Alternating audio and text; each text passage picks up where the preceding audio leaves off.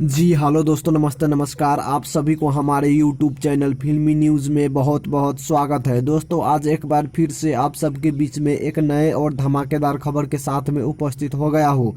जैसे कि आप सबको बता दूं कि भोजपुरी के चकलेटी सुपरस्टार के नाम से जानने वाले प्रदीप पांडे उर्फ चिंटू जी की नई फिल्म की शूटिंग स्टार्ट हो चुकी है, जिस फिल्म का नाम है सजन रे झूठ मत बोलो। इस फिल्म में आप सबको प्रदीप पांडे, चिंटू जी और हर्षिका पूनाचा जी की जोड़ी नजर आने वाली है। हर्षिका पूनाचा जी की बात की जाए तो इससे पहले पवन सिंह जी के साथ में हम है राही प्यार के फिल्म में नजर आ चुके हैं और वही एक्ट्रेस अब प्रदीप पांडे चिंटू जी के साथ में आ रही है, जिसके शूटिंग हैदराबाद में जोर शोर से चल रही है।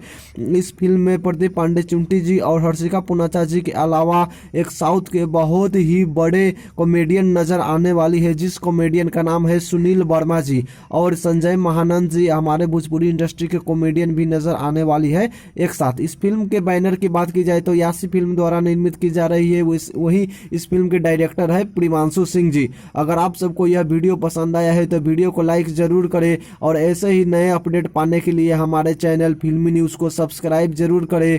धन्यवाद।